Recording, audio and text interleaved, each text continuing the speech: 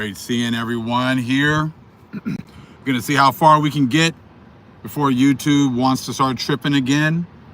Let's pray the Most High lets this video go ahead and continue out here. Continue to expose these people. You know, I've been seeing a lot of videos and they're talking about their ancestors or how people have been racist, but they chalk up their them being racist to ignorance. We were already tripping.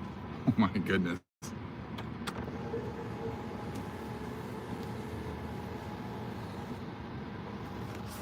Let me move.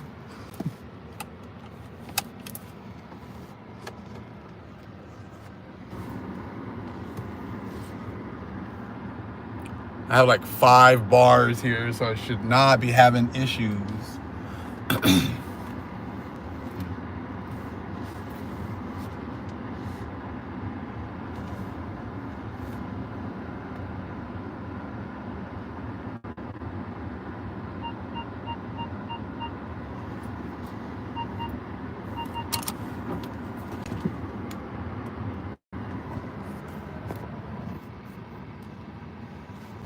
All right, try it again. Grand Rising. Good seeing everyone. I said we'll see how long we go before YouTube decides they want to start tripping. Apparently they wanted to start tripping from jump today. You see all these people talking about racism. And yes, their fathers were racist, their mothers were racist, their grandparents were racist, but then they want to say things like, well, we pretty much chalk all that up to them being ignorant. And I'm like here to say, no, the Most High is not allowing people to get away with being racist to our people to ignorance.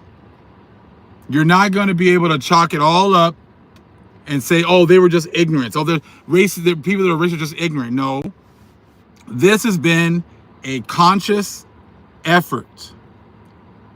This has been a conscious effort to be racist against our people. This goes back to their agreement with Psalms 83. So now waiting to see, that's what they're all trying to shirk responsibility. Oh, well, my grandparents didn't know any better. Yes, they did.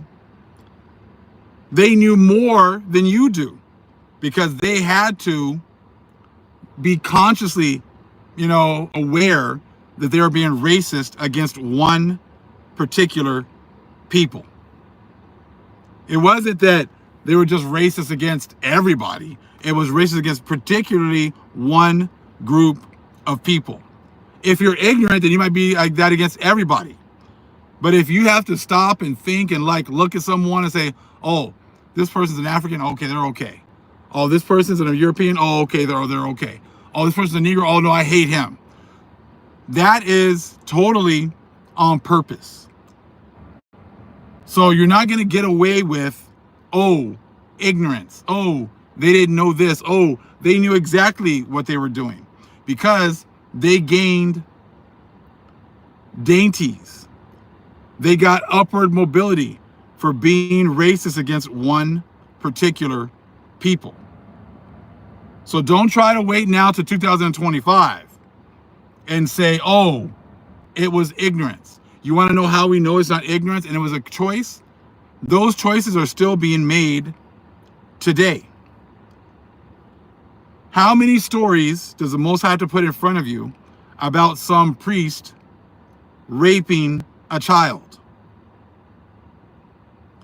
And it's, how many stories would it have to be about them paying $750, $800 million to families that have been, have had their children raped by priests? And you just stay quiet and go to their churches. So are you trying to tell me today that you're ignorant of what's going on? That's why the Most High is using us to bring all this information out. So you're not going to have that opportunity to say that, oh, I didn't know. Oh, I was ignorant of this. I was ignorant of that. The same way you're ignoring what your church is doing to little boys and little girls and nuns. The way that we've brought out all this information about the history of the Catholic Church being the ones who established chattel slavery, and in how all the Christian churches do the same. And you all stand by idly and watch and don't say a word. That is exactly the same thing that is happening today that your forefathers watched happen to our people. You watched the churches treat us like garbage. You watched the priests do horrible things to our children and said nothing. You watched the society take, opportunities away from us and give them to other people. You inherited things because it was taken away from us and given to you. So, there's nothing new under the sun. Talks about that in the Bible. Nothing new under the sun. So just like you're being quiet about what you're seeing today, that will convict you today. And your forefathers were convicted because they sat around and watched what happened to our people in their lifetimes. They watched our people be lynched. In fact, they had picnics, pick a nigga, and they would lynch our kids, lynch our people in front of their children. And we got pictures to show you, look it up on the internet, of your children standing there and watching our people being lynched. So you're going to say that, again, those kids were ignorant, those parents were ignorant as well? They weren't ignorant at all. They chose to go ahead and just be part of the system and gain the dainties of the system. And that's exactly how they passed down the hate. And the hate is still here today. So don't try to excuse your parents, your grandparents, great-grandparents, because they've all known what they were getting themselves into. Just like today, you know what you're getting yourself into. See, your grandparents and great-grandparents and all of them knew what they were doing, and we didn't have a voice. You just were able to do what you wanted to do, and you didn't see the Israelites' voice. You didn't see the chosen peoples. You didn't have to hear their voice. This is even worse for you, because now the Most High has raised us up, and we are now giving you the true interpretation of the scriptures. We're showing you there's more books that your church is hidden. We're showing you how your priests and your preachers cannot and will not stand up to any of us. You have an alternative. You are seeing the alternative now. And you're still choosing to remain quiet and silent. So you're not going to be able to play ignorant in the end. You, other nations, have systematically destroyed our families. It wasn't on accident, so you're not going to be able to play ignorant. You're not going to be able to play those games.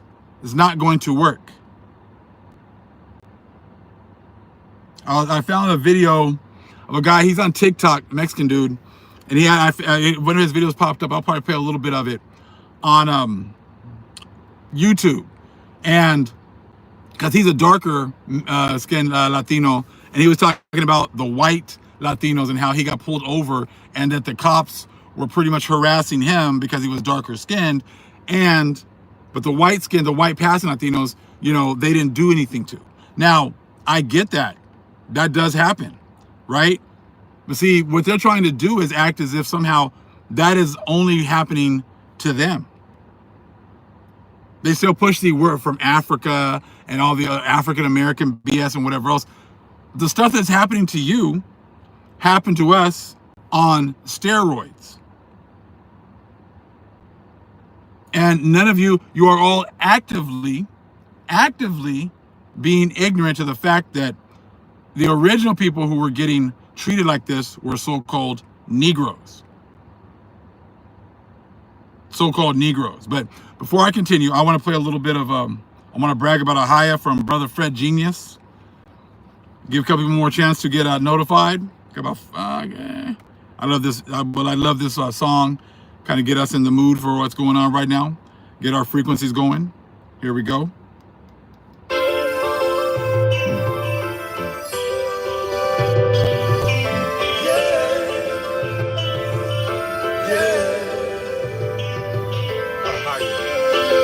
I gotta brag about you.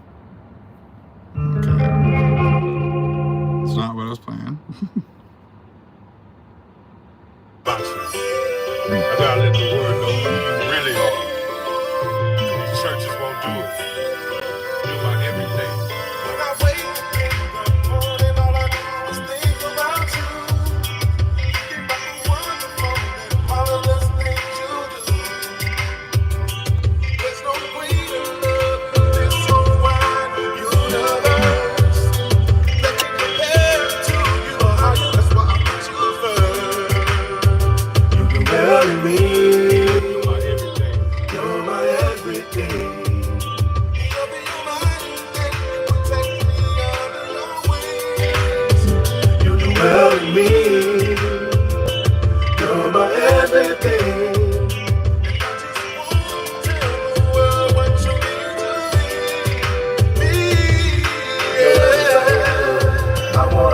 About a higher. Can I tell somebody your love is so good? I wanna brag about you. All I want to do, yeah. Your love is so good. I wanna brag about a higher. Yes, I do. Your love is so good. I wanna brag about you.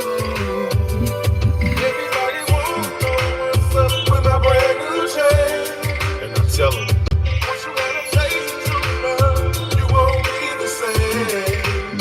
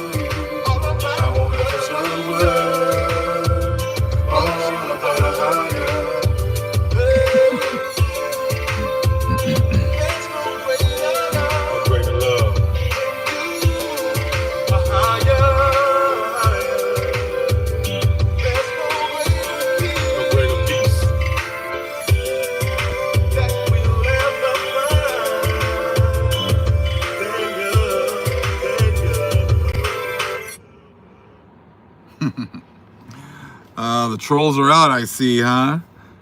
I see the trolls are out. Yes, so hold on real fast, family.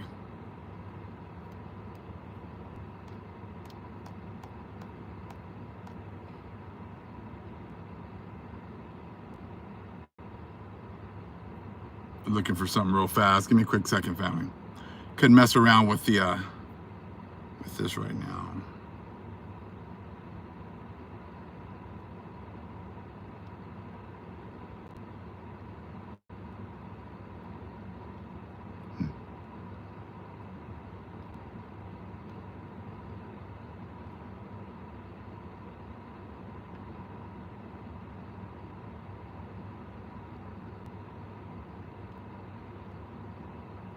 You know, like I said, it just, these people, they don't have, like I said, they don't have anything. So they got to make up, like, they got to make up stuff, like here and there. And like I said, just, what do they have to say? You know, what do they have to say? So plenty of people are trying to play us now. You know, talk about the racism that they're going through and the racism that they're seeing and stuff like that. But like, people want to be black, but see, being black or being a Negro, being a nigga, whatever they want to call themselves now, you got to take it from the beginning to the end. And the beginning was us being on top. Deuteronomy 7:6. Most High chose us above all people. We fell off, and we were put all the way at the bottom, at the worst possible position. The whole world, Psalms 83, turned on us. And see, now the best part of this is the rise of the phoenix, or the rise of the Most High chosen people at the end. The other nations are now wanting to make a connection to us when we were at the bottom. Because even at the bottom, we show perseverance. Everyone loves a comeback story. That's what many times, you know, all the Rocky movies we watched growing up, Rocky getting beaten up and coming back, right? Watching people being beat down, going to the bottom and coming back. We are the ultimate Rocky story. Everybody wants to like now make a connection to us when we were at the bottom, when they never went with us at the bottom. When we were at the bottom, everyone stayed away from us, ostracized us. And now that we are now at the top again, spiritually, mind you, people are like, oh, we went through that too. We were at the bottom like you too. Look, the cops were harassing us too. The cops were doing this to us too. Society did this to us too. But it doesn't work like that. Because when you had the opportunity to really, give us a hand and try to support us and things like that, you refused to do so. I was at a graduation, and I'm listening to, a college graduation, and these people are like leaving, and they're playing They're Not Like Us at the end of a graduation. Everybody wants to play that song and think it represents them. Everyone wants to use that song. Everybody wants to act like they're not like us. I'm like, everyone is like you. Everyone is like Psalms 83. 99% of this world has been confederate with Psalms 83. But now everybody wants to play the They're Not Like Us song. Everybody now, that's why they want to, grasp on to being black. So they can say they're not like us. No one's like us. Everybody wants to be black so they can actually have that song play and represent them. You see what I'm saying? Like that's the main thing that you're seeing right now. You see, I see it everywhere. Old white people playing it and doing their little dances, thinking that that's cute. I'm like, oh, you guys from the older generation have been the most racist. You guys have been the most racist because you guys were the ones, when you were younger, you're the ones at the places where we were getting lynched. You were participating in those things. You have actively, been racist and passed policies and turned a blind eye to things that are happening to us for your whole lifetime. And now you fix your face to play songs like They're Not Like Us and do your little dances and stuff like that. Exactly, right? Danielle Dillard. You know what I'm saying? They don't even know what the hell that's even referring to. But see, trying to play the we didn't know. We were ignorant. How are you ignorant about racism? when you have to be actively participating in it. That was part of the game. You had to actively participate in being racist against us. That's all of Psalms 83. You had to work together to keep us separated from our heritage. You see what I'm saying? Hold on, quick.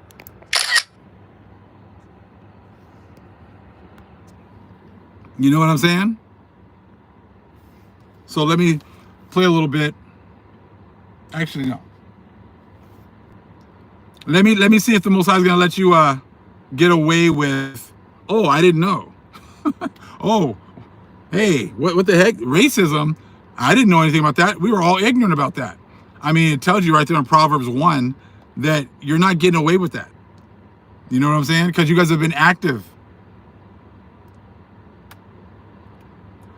Proverbs 1:22. How long, ye simple ones, will ye love simplicity? And the scorners delight in their scorning, and fools hate knowledge. See, you actively worked against the Most High. You actively worked to not accept knowledge. Fools hate knowledge. So when you say we were ignorant, it was like you did it and you didn't know. But it's here telling you that you have rejected knowledge. You have rejected the truth. Ignorance means you didn't know and you did it not knowingly. You see what I'm saying? But you knew exactly what you were doing. Again, how long, ye simple ones, will ye love simplicity? And the scorners delight in their scorning, and fools hate knowledge. Turn you at my reproof. Behold, I will pour out my spirit unto you. Okay? I will make known my words unto you. Because I have called and ye refused. I have stretched out my hand and no man regarded. But ye have set at naught all my counsel, and would none of my reproof. I also will laugh at your calamity. I will mock when your fear cometh. When your fear cometh as desolation, and your destruction cometh as a whirlwind, when distress and anguish cometh upon you. It doesn't sound like the Most High is letting you get away with this by saying, I was ignorant, I didn't know. Because you've had so much time and so many opportunities to understand and to actually make the correct choice. And you've chosen not to. Not ignorantly, but willfully.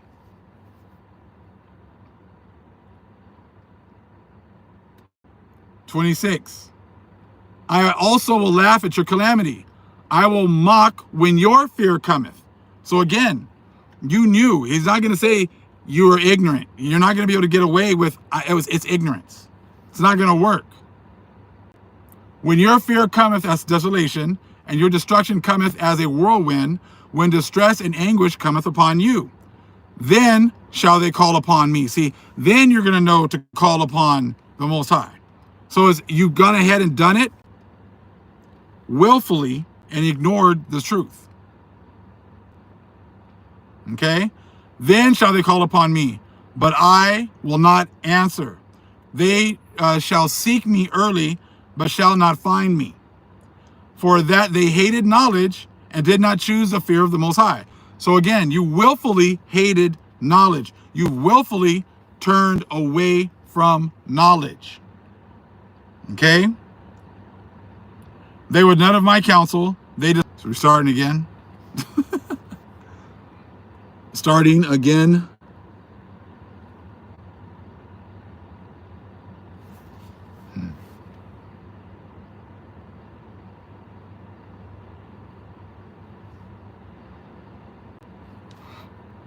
So again, you're all done. It's all done with the I didn't know, ignorance. Oh, they're racist because they're ignorant. That stuff is not going to work anymore. We gave you those opportunities before.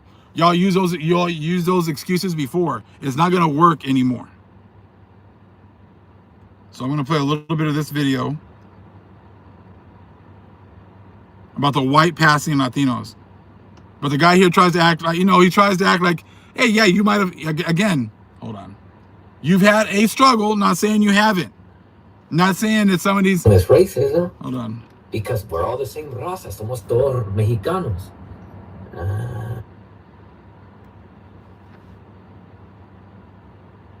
So Latinos want to be white, but that's not just, it's not this color of your skin.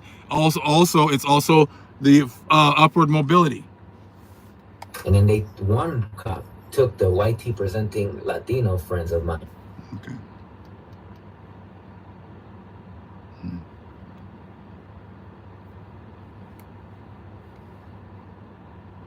Trying to get this video to play. Hold and on. My 3 friends were also Mexican, but they were white presenting like you. And all of us were walking together. But then a cop, out of nowhere came. It caused for other cop cars to pull up. I remember there was 4 cops that surrounded me.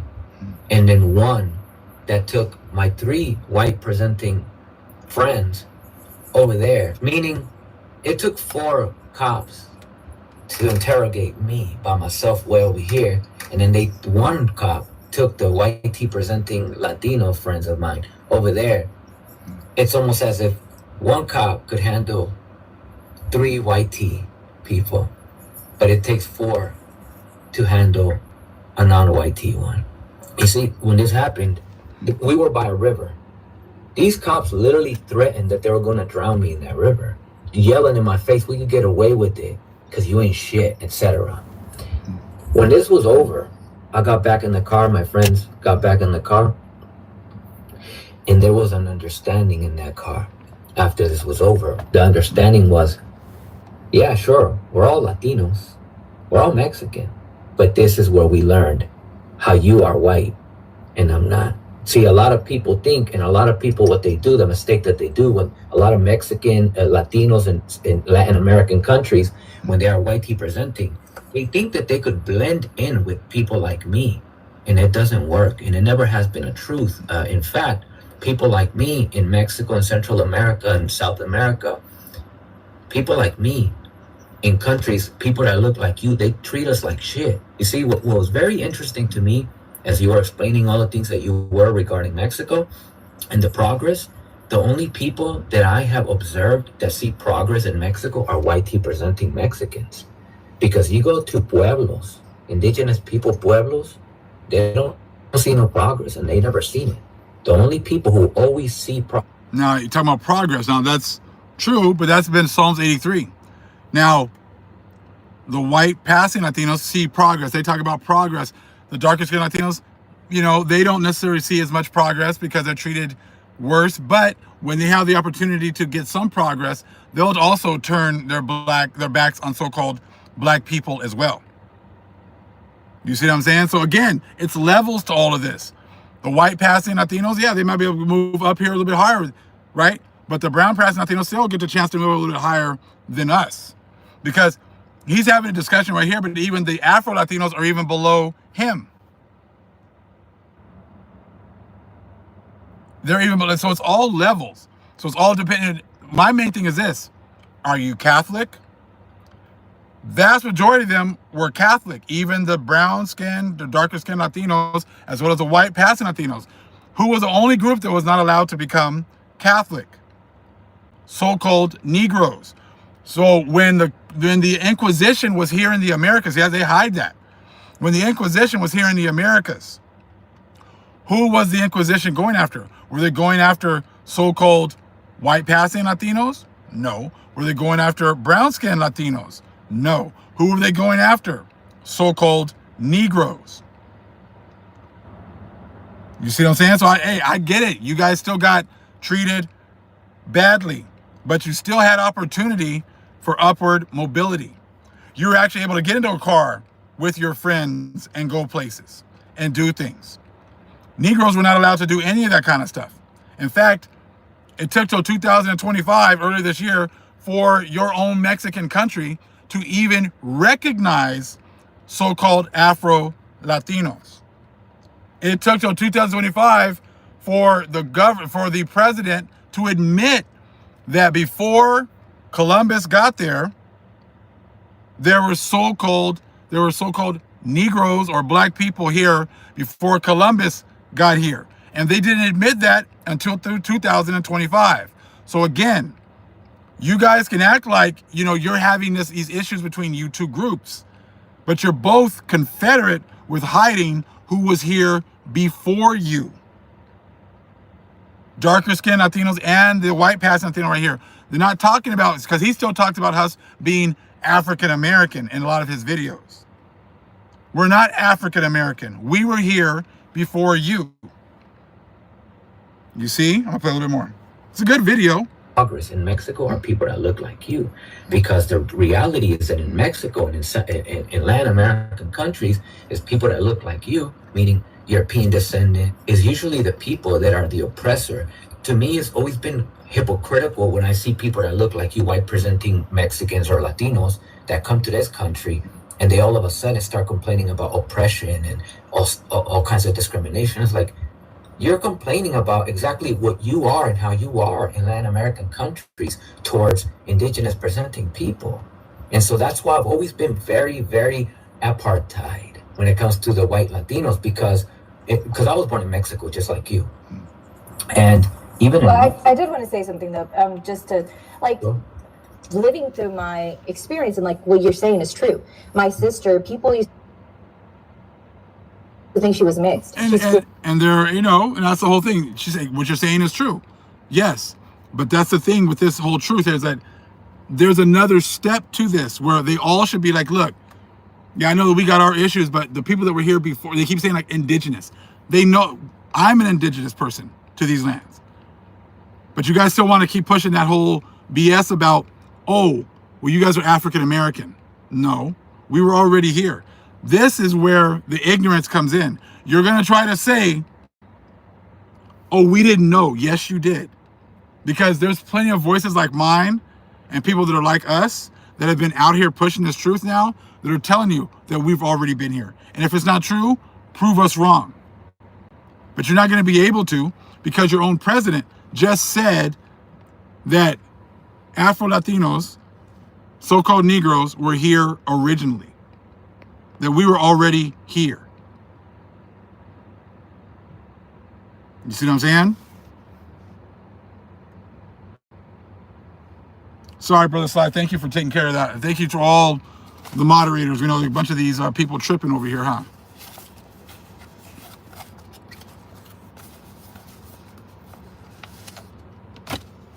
I'm gonna show a little bit of this again. So people that keep trying to act as if, hey, 1600s, black and Chino slaves were instruments of labor. 100 years later, Chinos were Indians who had to be paid for their labor.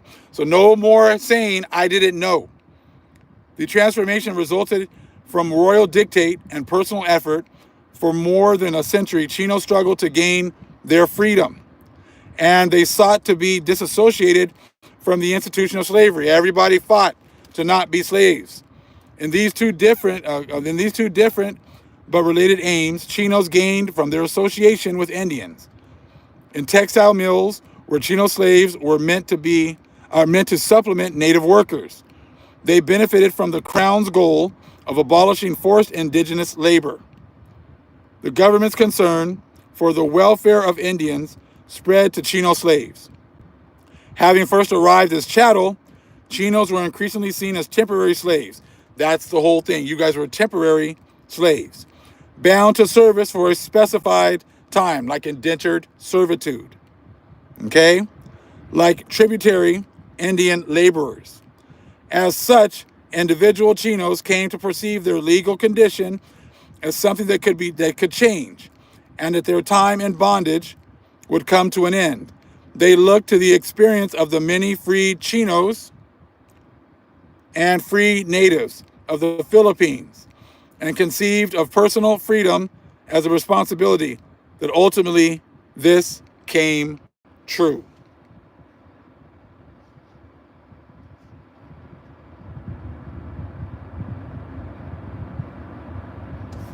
And then right here, Chinos like Francisco, see, they got these Spanish last names.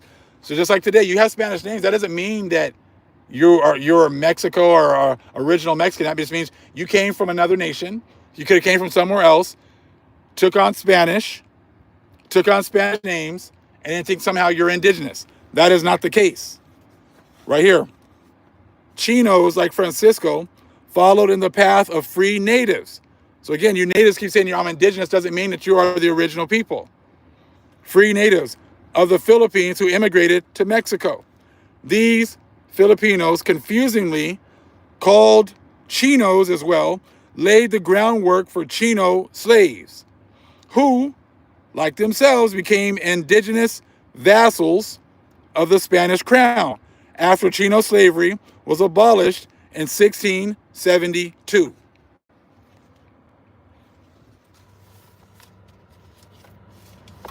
So again, you're talking about what's happening in your lifetime. Say you're 30 years old, 40 years old, and you're using these terms like I look indigenous. Well, it's telling you right here in 1600s and 1672 that people were taking these names of indigenous, and they were taking these names and putting them on themselves like they were the original people, which again shows you that that's not true. So again, pulling the I didn't know BS, we were ignorant of this stuff and all the other stuff is not going to work anymore. Your priests and pastors and other people aren't telling you. We're telling you. We are here to tell you. We're the only people that are going to be bringing you this truth.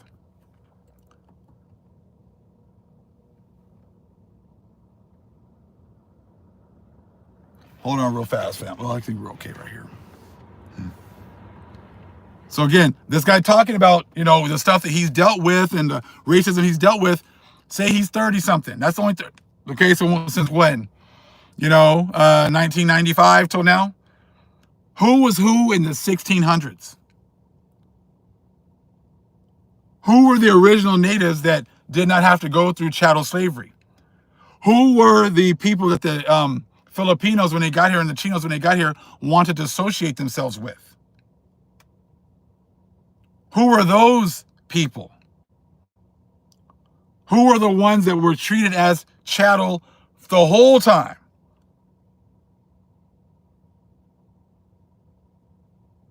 You see what I'm saying? You're trying to take our stories and apply them to yourself.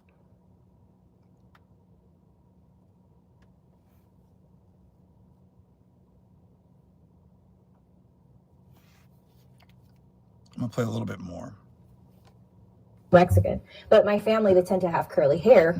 But through living life and seeing the experience, my sister was held at pew pew point by police officers coming from a Bible study for no reason. And as your white tea presenting Latino friends, they should have stood up for you. They should have used their skin privilege, that they're lighter skin, to speak up against what was happening. Like, that has always been. That's funny. They should have used their skin privilege. See, there was no people using their skin privilege to speak up for us because it's a confederacy. It's a confederacy. It's been straight crickets, exactly, for people standing up for us. So that's what your friends should use their skin privilege to help you out. Hey, there, young lady. There's been nobody using skin privilege for. They give you the, oh man, that sucks. When you talk about what we've gone through, oh man, that sucks. Yeah, man, that's bad, man. I feel so bad for you. Yeah, man. Hey, good luck with that. And they go back to their $1 million home, or they go back to enjoying their skin privilege. That's funny she said that, because my daughter talks about women or some of these people having their pretty privilege. That's funny, skin privilege. But hold on, she just talked about her sister had just gone to Bible study. I'm sure they were talking about John 3:16 at their Bible study, but then she's admitting that there's such a thing as skin privilege. See the hypocrisy of what they say. If your sister was just at a Bible study, I'm sure they're talking about, and she goes to a Catholic church or Christian church, should they have been said, hey, we're all equal. What you're now talking about, how she had skin privilege. Come on now. Understand what you're saying? Because the majority of them do. And specifically the ones that come to America think that all of a sudden, oh, they're going to be invited into the white tea, whatever. They don't have barbecues or carne asadas. I don't know what they have, whatever they do. Picnics. And the reality of it is that now we're seeing that's not true. Look at the Puerto Rican grandmother and granddaughter who were held in an ICE facility. Look at U.S. citizen, people that are being held at ICE facilities. In my family, they spoke about how they treated indigenous people. They called them chachas. They would go to these indigenous places. My mother's told me the stories. They've literally told me how they would go to these parts where people are so poor they have no shoes on, and they would be like, you can come and work for me. I will pay you zero money. You just come to my house. You're basically a servant is basically what it is. And you just have a better living standard. Sure. And basically we're taking advantage of indigenous people. And a cha-cha would be a maid. That's what we call maids in Spanish, cha-chas, right? So, but the funny is, like, well, who were the people that you guys were talking about, the indigenous people you were going to go? Because many times when you look, I watch novellas. I used to watch them. Oh, bite my tongue. I used to watch them a lot to learn Spanish, right? And the ones that they show you in the movies are these like beautiful looking women, that are like the maids. But like, come on now, the people you guys were going to get that you said you weren't going to pay them, and they could just come and work for you. You really think they were like white looking people? No, you would go and get a so-called Afro Latino person to make them go and work on your land for free. That's funny that they said that, because see, that's called the Encommenda system, which again is something that they hide. The Encommenda system is when the Spanish crown would give one of their Spanish citizens, like say 100 acres of land. They would give them those lands, right? But then anyone that was on the lands became their slave. But that's something that they really like to hide, is that whole information about the Encomienda system. Look it up yourself. So we know that you guys are going to go and get so-called black people to be your chachas. Come on now, please. But so when they keep saying indigenous, we go back to 1600, 1672. Who are the indigenous people that you're talking about? Because it wasn't going to be, they weren't enslaving. Everybody else was treated with respect, somewhat. They had rights. The only people that didn't have rights in the 1600s, 1670s were so-called Negroes. So come on now. Colonialism taught us to think less of them. So I agree with the colorism thing. I think it also exists in other... She said colonialism taught us to think less of them. But see, they're not telling you who were those people. Who were those people? Dumb Diversus, exactly, was talking about our people and perpetual slavery until different. So just because she's saying things, don't look at who she's showing you today. Look at who this was referring to from jump, because the churches don't change. They still treat our so-called Negroes as if we are not human.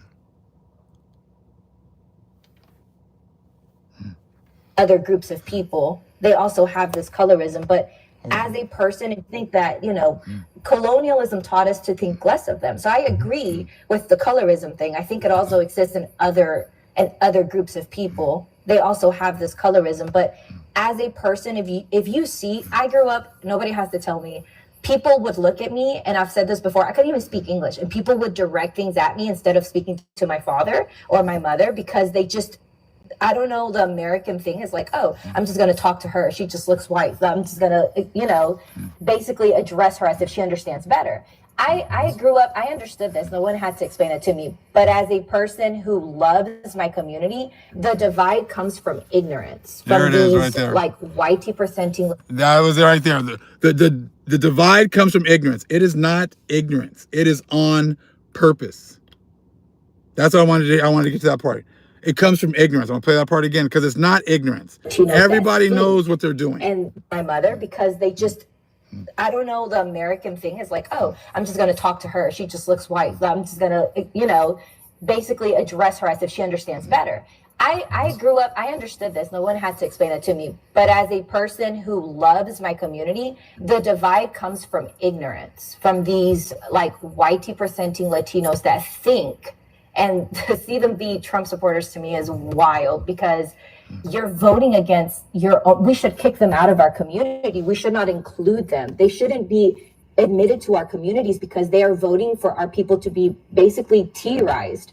That shouldn't be a reality in America, supposed to be the land of the free and based on immigrant idealism of where you. But see, even like listening to these people, it's like, listen, you guys were part of, it was okay to terrorize black people. You guys have been terrorizing Negroes, and you've watched our people be terrorized. Your parents and grandparents watched black people around them be terrorized and said not a word. Did not say a word. So don't be saying now, oh, in America, this shouldn't be happening. We shouldn't have people being terrorized.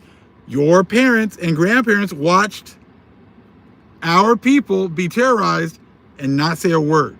You watch your church destroy our people and not say a word. You've grown up telling your kids, don't marry a black person.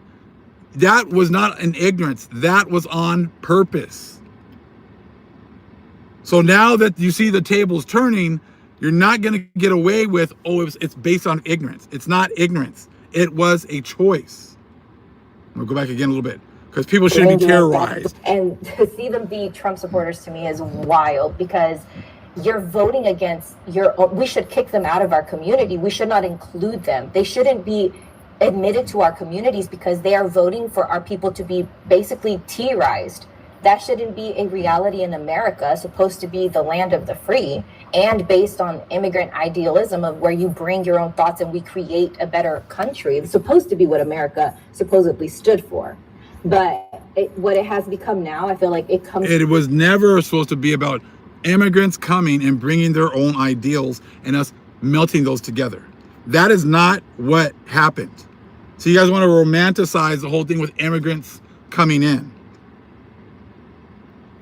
Immigrants were never told to come in and bring your ideals.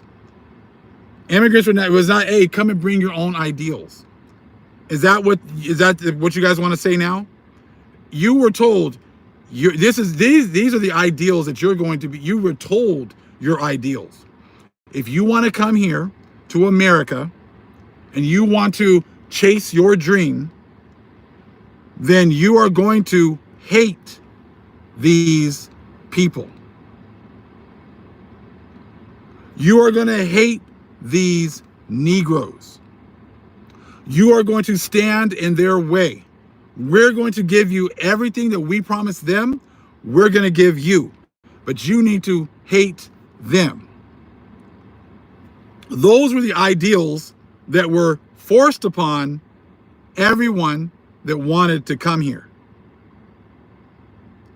So don't give us the romanticized point of view of what they said it was going to be like for having for immigrants to come here. The so-called colonizers do not care about your opinion. You see what I'm saying? The colonizers do not care about the opinions of people that come from other nations. They wanted you to come. They gave you up. They wanted to build a utopian society that put us at the bottom. That is what they wanted to do. And that's exactly what they did. They raised you up a little bit higher than us. And they let you think that you were better than us. That's it. But see, you're just listening to, but what she's saying is what most people will say. I came here for a better life. Why did you come here for a better life? Why don't you stay in your own country for a better life? What happens here? What's here that so-called gives you a better life? Oh, it's because we're here. And it's because these are our lands. And these are the best lands. And you wanted to come here and chase after your dreams because this is the land of milk and honey. So let me play a little bit more of that, because like I said, what she's saying is what most immigrants say. Knowledge. And that's just that shouldn't be a reality in America. It's supposed to be the land of the free and based on immigrant idealism of where you bring your own thoughts and we create a better country. It's supposed to be what America supposedly stood for. But what it has become now, I feel like it comes because of lack of knowledge. And that's just my conclusion to it. Let me ask you a couple of questions. You have... So what it is now is not a lack of knowledge. This is called karma. What you see now is karma. What you see now is, you can't say that people are not supposed to be terrorized when that's exactly what you stood by and watched. I'm sure this woman has seen black people being treated wrong over the course of her life. Everyone has. Everyone has watched our people be terrorized by police officers. Everyone has watched it. So now you want to say because you're being terrorized, now there's a problem. You see what I'm saying? Jesus did not die for everyone. Show me in the Bible where it says he died for everyone. Again, see, that's what they want to keep on pushing, the same BS. See, this is what I say about you people who keep coming over here, you trolls who keep wanting to push Constantine Christianity. Why don't you show us anywhere where you know what? Look at the state of your reality. Look at the state of your country. Look at the state of your world. Does it look like you're winning? Does it look like the Most High is blessing you because you're telling the truth? What is going good for your country? What is going good for your religion?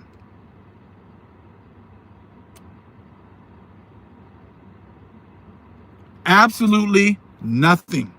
So you guys are in no position to keep pushing the same doctrine like it's winning. That's like a dude that's getting blown out by 50, trying to, the dudes are playing a basketball game. His team is getting blown out by 50. And then he seems to think that he's going to be in a position to go and train the players on the team that's beating his team by 50. You see what I'm saying? If you're a loser and you're losing, you don't get to come to the winners and teach them shit. That's how it works. But see, you don't quite understand the fact that you understand that you're losing. You understand that. Like a bench warmer trying to tell the star player how to do this and how to do that. See, we are the star players in this. You aren't even on the bench. You're in the sidelines. And you're going to try to come tell us how to do this. Come on now. Now, let me show you a little something else, because I want you to get a little grip and understanding of like how bad it is for your country.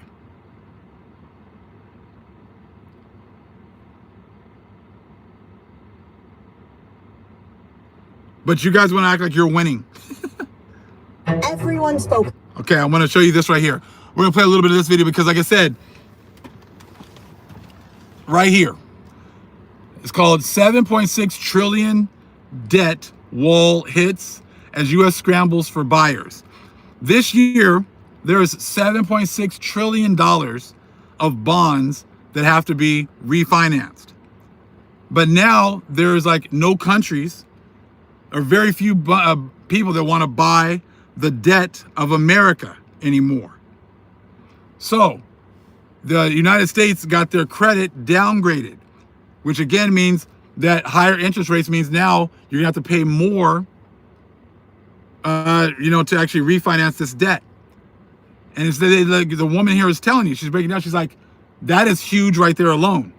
But now that there's not many people buying, because the downgrade was because people don't look at the debt of the United States as like the economy is being stable. We're not making good decisions.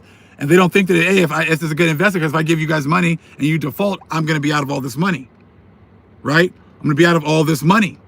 So if they print a bunch of money, that's going to pretty much reinforce the fact that, hey, these people are not good for this money.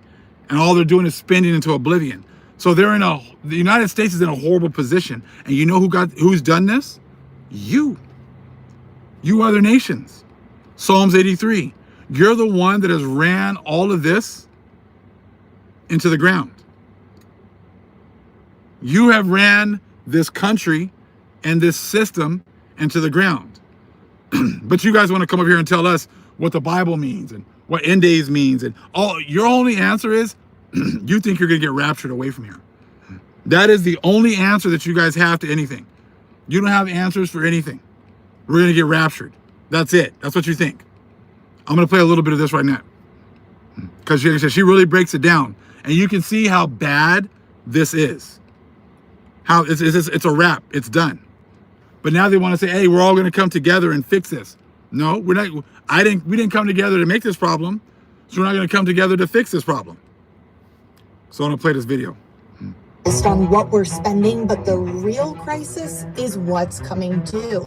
A $7.6 trillion debt wall that hits this year in 2025. Oh, sorry. But it's not just a routine rollover. We're piling on new debt while refinancing trillions in a market where foreign demand is drying up, higher for longer is here to stay, and confidence in the dollar is fading. More interest, more deficit, and less room to fund anything but survival. And if you have dollars, retirement, or savings in this system, you are exposed. So what happens when the world's largest debtor needs to roll over $7.6 trillion, but the world doesn't want to lend? How does just listen to that. What happens when the largest debtor needs to roll over $7.6 trillion of debt while they're still borrowing $2 trillion? I want to say it's over $2 trillion a year, and nobody wants to lend. I mean, this situation is ridiculous. But again, this is Pluto power. So you got people keep crying around over here talking about Jesus died for everybody. What about that Pluto though? What about that Pluto power? This is what we manifested. I'm gonna continue. This is like I said, this is huge.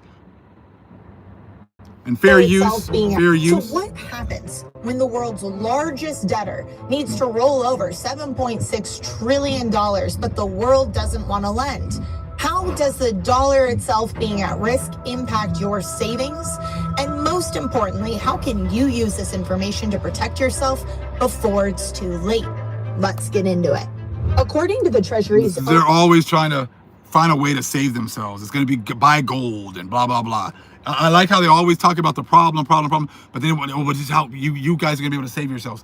There's no saving yourselves from this. There is no saving yourselves from this, because this is karma. We'll continue. Monthly statement of public debt, nearly $7.6 trillion in U.S. debt is set to mature this year, meaning that the government has two options. Option one, pay off the debt, which it can't, or option two, roll over the debt by issuing new debt at today's higher rates. Now, to be fair, most of this maturing debt, around 75%, is short-term, meaning it was borrowed mid-2024 when rates were already high. So that portion of the debt shouldn't suffer from interest rate shock too much. Not to say that there aren't other serious concerns with this debt that's being rolled over. Don't worry, we'll get to that in a minute. But when we're talking about trillions of dollars, even 25% or roughly $2 trillion that was borrowed during ultra low rates that now has to be reborrowed at rates that have almost tripled, that is terrifying. And although today it's not a question of if the United States can pay it back, at least not yet, the question still remains how. Stay with me, let me explain. It's no secret that the U.S. has a debt problem. Without sound money, such as gold, there are no fiscal guardrails, meaning it's no surprise that the dollar is following the same path as every fiat currency before it. As Ludvig Van Mises, the famous Austrian economist, once said, there is no means of avoiding the final collapse of a boom brought about by credit expansion. The alternative is only whether the crisis should come sooner as the result of voluntary abandonment of further credit expansion, or later as a final and total catastrophe of the currency system involved. But just because we've handled it so far does not mean we can continue to do so. Being the global reserve currency has bought us time, but it hasn't provided us with a permanent way out.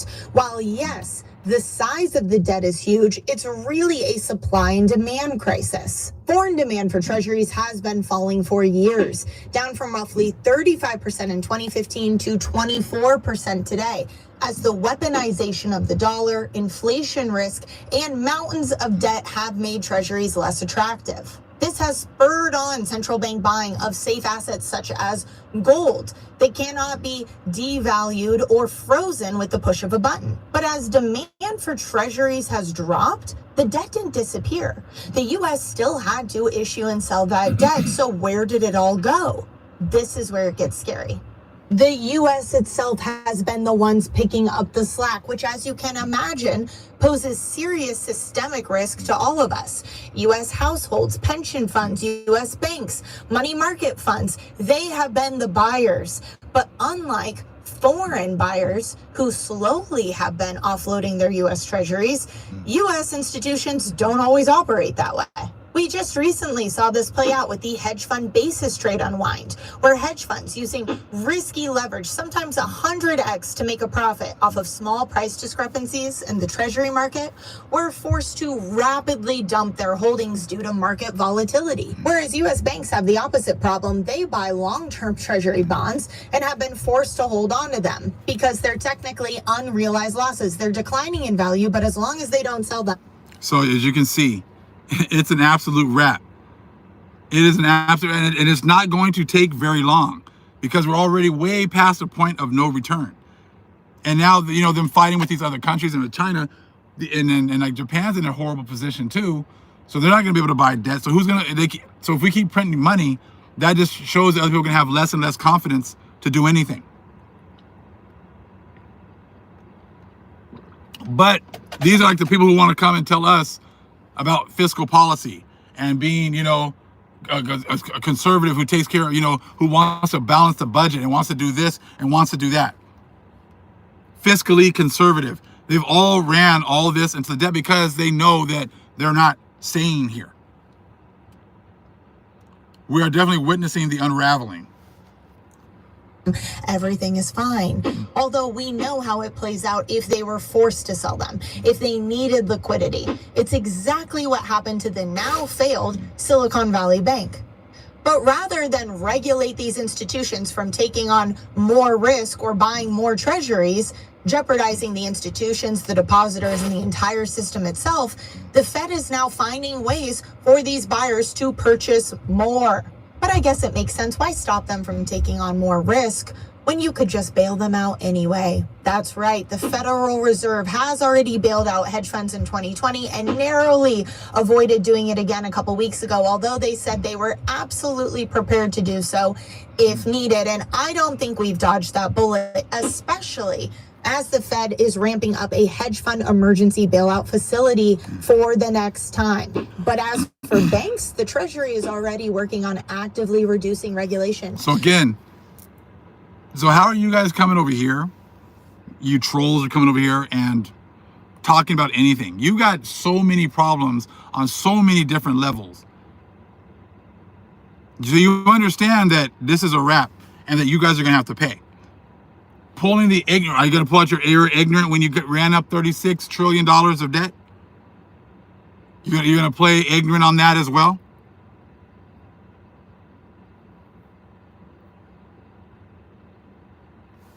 You see what I'm saying? I mean, like I said, it's amazing to see. Hold on a second. It's amazing to see all these things going on at the same time. Play a couple of TikTok videos here. This one here, because like I said, the natives talking about the N word. This guy talking about that he wanted to use the N word. Like they're trying to cleave to us without cleaving to us. They're trying to cleave to us and say, "Oh, we were with you too. We were at the bottom with you too. Oh, America was about all of us coming together and sharing our ideals and coming together in a huge melting pot, except you Negroes. We're all going to come together, except you black people. We're all going to get opportunity to live equally, except you black people." You guys, but now all of a sudden, oh, we were with you. We were sitting in the corner with you black people. We weren't there either. Exactly. The trolls can try to act all big and bad, but it said, why don't you defend your church? Why don't you defend your country? Why don't you defend your history? Why don't you do any of that? So you're not even trying to defend it anymore. Now you're trying to grasp on to us. You're trying to grasp on, first you're trying to cleave to our struggle, is what you're really trying to do.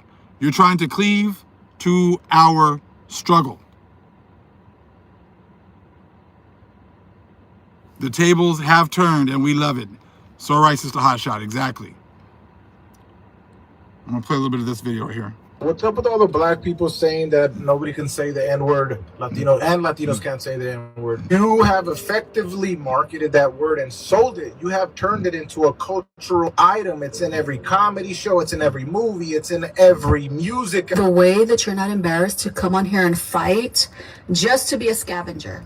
Scavenging off someone else's culture, it needs to be studied. Could you imagine if black people casually walked around calling each other wetback? Hey, what's up, my wetback? I bet you wouldn't like that. You should be focused on combating the issues impacting your own people, you know, like ICE raids and illegal deportations. If only Mexicans and Hispanics who fight so hard to say the N-word put that same energy into fighting for your own rights, the same way you fight so hard to leech off of a culture that isn't even yours. It's truly pathetic. Assimilation is still so ingrained in so many weak-minded Mexicans and Hispanics that you take pride in wearing the identities of other people because you have no pride in your own. Instead of embracing your own culture, you scavenge off others, in this case black culture, hoping proximity to blackness will make you relevant, cool, and maybe even powerful, because most of us are aware of the global impact of black culture. Flex your own culture with the same energy that you try to flex black culture, and just keep it moving, because this is embarrassing. And before anybody says that no one should be using the N-word, that is none of your business unless you're black, and that is for the black community to decide and no one else. What's up with all the black people saying that nobody can say Bingo. She's actually half black and half like Latina, I think. She's actually mixed. But again, so that's the whole thing. Scavenging. That's what everybody's trying to do right now. This is going all over the place. Everyone is trying to scavenge off of the Israelites. Now look, it's not all black people, because many black people are trying to scavenge now too. Hamites are scavenging. Have you not seen all these videos that they keep coming up with? They don't have anything to talk about in Africa. You Africans, you Hamites, you have nothing to talk about concerning your own people? Why are you constantly talking about us over here? What exactly, why exactly are you guys, hold on, Feather. Why is everybody scavenging? The Hamites are doing exactly the same thing. The red-headed, people wanting to be black, saying they're black now, same thing. You don't see us trying to be white. You don't see us trying to be Latinos. The ones that you do see doing that are a lot of blassos who are definitely, they're trying to be white. That's why they go to church. That's why they go to white Jesus. That's why they go to these pastors and priests, because they want to be white passing, not necessarily with their color, but with their traditions, with the things that they believe in, how they conduct themselves. But you can see the Hamites, like they are like, you guys have nothing to talk about with your own country. Why are you guys all talking about our issues and the things that we've been talking about?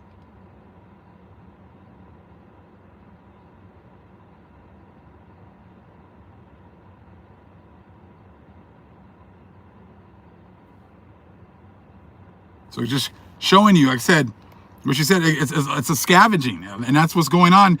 You guys don't even want to, or you refuse to cleave correctly. You're not going to be teaching us anything. You're not going to come and be fit, equal with us. That is not how this is going to work. We were not equal to you. You will not be equal with us. That is a pipe dream. And you set that up because your religions kept us at the bottom. And all you people who have been part of the religions have been actively keeping us at the bottom. So the Bible tells you that it's not going to be, hey, come on in, and we're all going to be equal and go forward together. You didn't do that when you had the opportunity to do so. So why would you think the Most High is going to do that now? So this is not me. This is not my opinion. This is what the Most High has told you. Okay, so don't be like, oh, big Jew. I didn't say anything. I'm just telling you what the Bible says. Isaiah 14:1. For the Most High will have mercy on Jacob and will yet choose Israel. Didn't say he's choosing Ham. Didn't say he's choosing anybody else.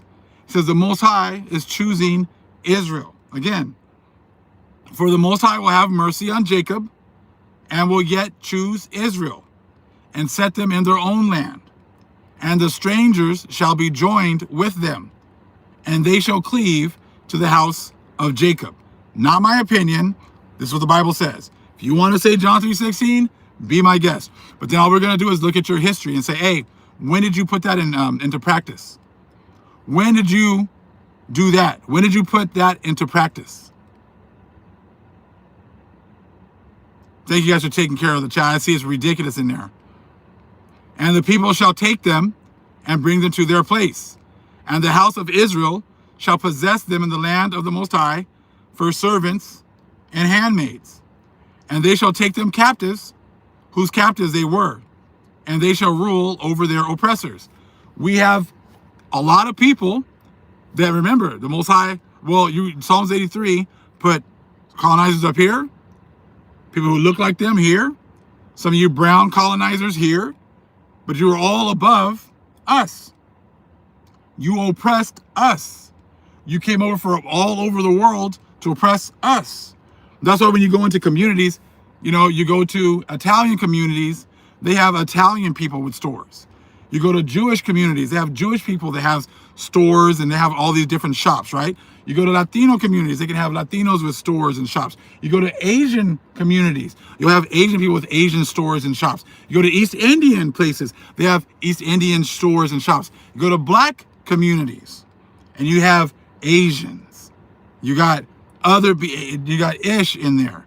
You got white people in there. You got all these other people who are selling. You got Arabs, all these other people who go into our communities and sell. Why is that? Because we were never given the opportunity to actually set up communities so that we could thrive. And when we did, it was like Black Wall Street and other places, you guys came in and destroyed them.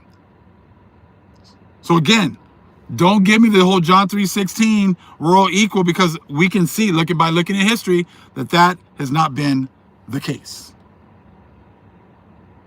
Now, for the ones who support us, for the people in the nation, as well as the other nations, who support us, who come at us correctly, thank you.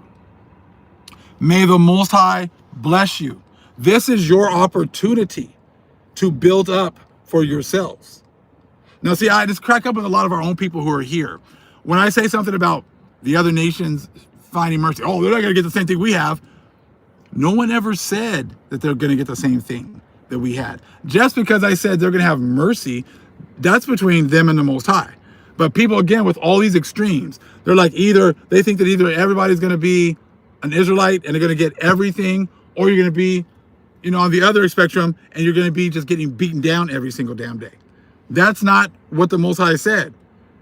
All I'm saying is look, go read 2nd Baruch, chapter 72. It's in the Sefer. Go look it up yourself.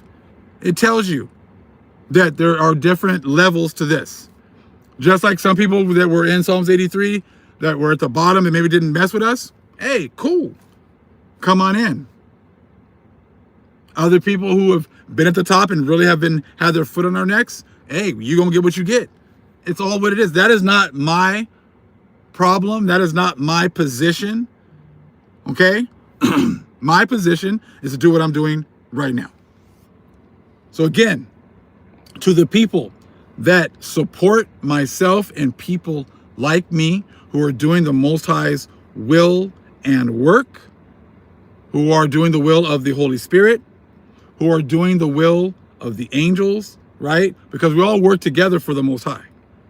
Who are, we are the representatives of the prayers of our ancestors, all those things.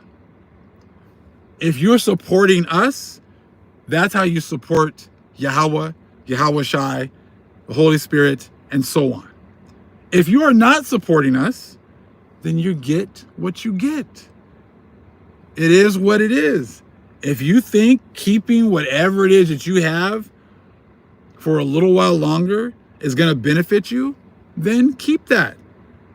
If you've you've figured it out finally that what you have is not yours anyway, and you start to give it to the rightful owners, then that is how you're going to get some mercy. Very simple. Very simple. You help the people that are in the truth, who are bringing you the truth. That is it. We don't beg. We're not begging you for anything. I'm not going to beg you for stuff that's already mine. Just like my people are not going to beg you for stuff that's already theirs. So again, I want to say thank you again to the people that support myself and anyone else that's bringing this truth. That is how it's supposed to be. We have a connection with the Most High. You have you guys have your blessings here. You are supposed to see to the needs of our people. That is how you other nations get blessed. You have been giving all of the things the Most High has blessed you with, you've been giving it to the church of Satan, who can't do anything for you. The only people that can do anything for you are our people. That is it. We are the only ones that were in a position that you were supposed to be blessing. That is why when you read the whole parable of the sheep and the goats, it tells you, look, when do we see you in this position, Yahweh? When do we see you like this? When you saw my people like that, you saw me. Very simple.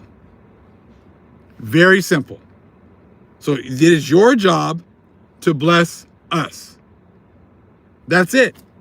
Now, if you want to act like you want to be with Psalms 83 to the end, be my guest. That is up to you. And there's very few people that are going to be awake. It is what it is.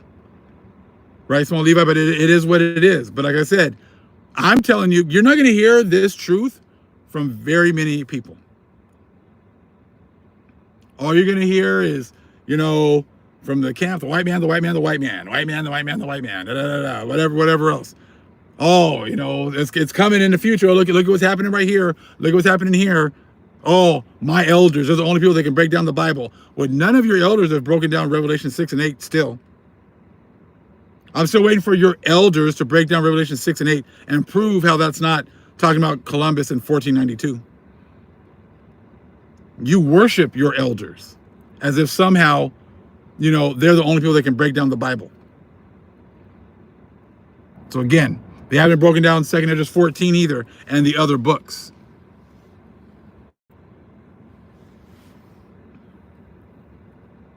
But like I said, this is the truth. This is the truth that you're going to get from the Most High. And he's going to tell you, look, I gave it to you. I showed you.